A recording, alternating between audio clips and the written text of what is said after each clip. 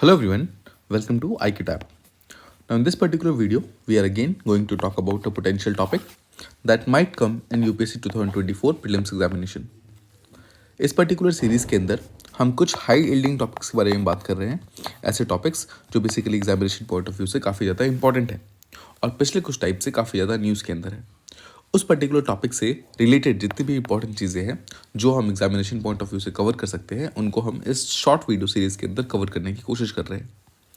आज का जो हमारा टॉपिक है दैट इज़ अबाउट एक डॉल्फिन जिसका साइंटिफिक नेम है Platanista gangetica. Now Platanista gangetica का जो कॉमन नेम है that is also called as South Asian river dolphin. So South Asian river dolphin, I hope नाम से आपको पता चल रहा है ये एक ऐसा डॉल्फिन है जो कि बेसिकली साउथ एशियन रिवर्स के अंदर पाया जाता है। इसके अलावा इसको गैंगस रिवर डॉल्फिन भी बोला जाता है, गैंगस सूसू भी बोला जाता है और साथ ही साथ इसको ब्लाइंड डॉल्फिन भी बोला जाता है। समझते हैं, गैंगस रिवर डॉल्फिन इसको इसलिए बोला जाता है बिकॉज गंगा रिवर के अंदर ये पर्टिकुलर डॉल्फिन जो है वो पाई जाती है। गैंगस सूसू इसको इसलिए बोल जाता है, देखो सूसू जो है वो एक टाइप का साउंड होता है, सूसू। बेसिकली ये एक ऐसा डॉल्फिन है जिसको, देखो ये एक मैमल है, बेसिकली सिंपल वर्ड्स में समझो एक मैमल है, तो ये ज़्यादा देर तक अंडर वाटर नहीं रह सकता।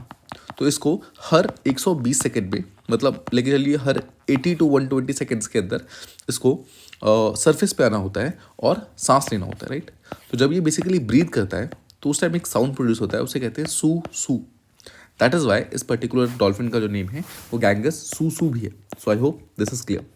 इसके अलावा इसे ब्लाइंड डॉल्फिन बोला जाता है बिकॉज ये पर्टिकुलर डॉल्फिन ऐसा होता है जिसके आईज प्रॉपरली डेवलप्ड नहीं है। इसके आईज प्रॉपरली डेवलप ना होने के कारण ये माना जाता है कि ये साइटलेस डॉल्फिन होता है। साइटलेस मतलब ये देख नहीं सकता है, ठीक है। तो इसके बारे में भी हम अभी शॉर्ट में बात करेंगे।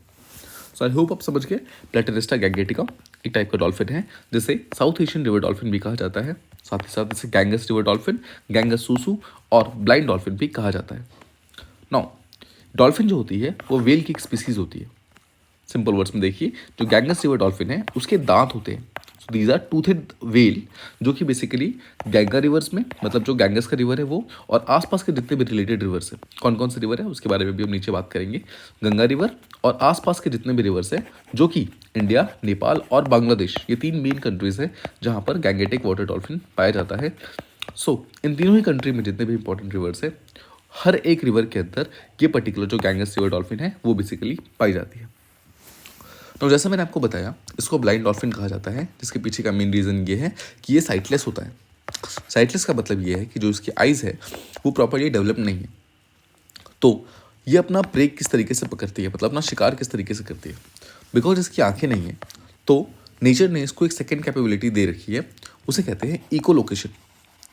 सो इको लोकेशन की जो कैपेबिलिटी है वो गैंगस रिवर डॉल्फिन के अंदर बहुत स्ट्रांग होता है। इको लोकेशन का मतलब होता है बेसिकली जो डॉल्फिन्स होते हैं उनके आइज़ के बदले में वहाँ पर एक सोनार कैपेबिलिटी होती है, प्रेजेंट होती है।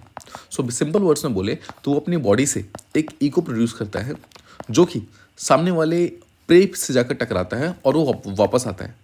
सो जो गैंगस रिवर डॉल्फिन है वो बेसिकली उस सोनार की कैपेबिलिटीज़ को इस्तेमाल करके और इको लोकेशन इसको इस्तेमाल करके ये पता कर सकता है कि जो सामने वाला प्रे है वो कितनी तेज़ी से मूव कर रहा है और कितनी दूर है उनसे, राइट। सो आई होप आप समझ गए, वो साइटलेस होने के बावजूद अच्छे से शिकार कर पाता है because of echo location and sonar की कैपेबिलिटीज़ होने के कारण। ना इसको भारत ने नेशनल एक्वेटिक एनिमल का दर्जा दिया हुआ है सो दैट हम इसके कंजर्वेशन के ऊपर काम कर सकें, बिकॉज इसकी पॉपुलेशन जो है वो लगातार डिक्लाइन हो रही है। दैट इज़ वाई इसको नेशनल एक्वेटिक एनिमल बनाया गया है सो दैट इसकी कंजर्वेशन के ऊपर कुछ काम हो सके। नाउ इसकी मेल एंड फीमेल दोनों ही स्पीसीज़ होती हैं। जो मेल स्पीसीज़ है वो ऑलमोस्ट 2.12 मीटर तक ग्रो करती है, बट जो फीमेल स्पीसीज़ है वो ऑलमोस्ट 2.67 मीटर तक ग्रो करती है। आपको बस इतना ध्यान रखना है कि जो फीमेल की हाइट होती है that is more than the male, ठीक है। सो यहाँ पर फीमेल जो है वो मेन यहाँ पर डोमिनेंट स्पीसीज़ होती है। जो फीमेल्स हैं वो एक बार में सिर्फ एक ही काफ को बर्थ देती है, मतलब एक बार में सिर्फ एक ही डॉल्फिन को बर्थ देती है, मतलब एक बार में सिर्फ एक ही बच्चा होता है एंड वो भी हर 2 से 3 साल में इसका इंक्यूबेशन पीरियड होता है। सिंपल वर्ड्स में जो इनके बच्चे होते हैं वो हर 2-3 साल में एक बार होता है। अगर आपको याद होगा तो आज से 2 साल पहले फिल्म्स के अंदर जो एलिफेंट्स है, एलिफेंट्स के इंक्यूबेशन पीरियड के बारे में पूछा गया था कि एलिफेंट्स का एक बेबी एक बच्चा और जो सेकंड बच्चा है उस दोनों के बीच का जो गैप कितना है, इस पर्टिकुलर चीज़ के ऊपर ऑलरेडी क्वेश्चन पूछा जा चुका है। सो आपको ध्यान रखना है यहाँ पर जो डॉल्फिन्स होती हैं उसमें ये पर्टिकुलर इंक्यूबेशन पीरियड 2 से 3 साल का होता है। 2 से 3 साल के बाद वो नेक्स्ट बच्चे के लिए रेडी होती है। इसके अलावा देखिए जो गैंगेटिक डॉल्फिन्स होते हैं ये एक बहुत ही रेयर स्पीसीज़ है। जैसे मैंने आपको बताया इनकी पॉपुलेशन बहुत डिक्लाइन हो गई है, बिकॉज ऑफ विच इनको रेयर स्पीसीज माना जाता है और ये ऑलमोस्ट एक्सटिंक्ट हो गई है बहुत सारे डिफरेंट कंट्रीज़ के अंदर। इनका नंबर इतना ज़्यादा कम हो चुका है कि पूरे वर्ल्ड में मिला करके इनकी पॉपुलेशन अब सिर्फ और सिर्फ 1500 के आसपास में बची है। That's it. इसकी पॉपुलेशन जो डिक्रीज हो रही है उसका मेन रीज़न है इनकी हंटिंग की जाती है और इनका जो हैबिटेट है जहाँ पर ये रहते हैं वो हैबिटेट पूरी तरीके से डिस्ट्रॉय हो रहा है, बिकॉज ऑफ विच किलिंग और हैबिटेट डिस्ट्रक्शन ये दो मेन रीजन है जिसके कारण ये पर्टिकुलर चीज़ यहाँ पर इसकी पॉपुलेशन लगातार डिक्रीज होती जा रही है। पॉपुलेशन डिक्रीज होने के कारण IUCN के अंदर इसको इंडेंजर्ड का स्पीसीज, इंडेंजर्ड का स्टेटस दिया गया है, राइट। मतलब ये काफ़ी ज़्यादा डेंजर के अंदर है और जो हमारा वाइल्ड लाइफ प्रोटेक्शन एक्ट 1972 है उसके अंदर इसको शेड्यूल 1 के अंदर डाला गया है। मतलब ये हाईली वल्नरेबल है, मतलब इसको बचाने की सबसे ज़्यादा कोशिश करनी चाहिए हमें। इस पर्टिकुलर चीज़ के बारे में यहाँ पर बताया गया है।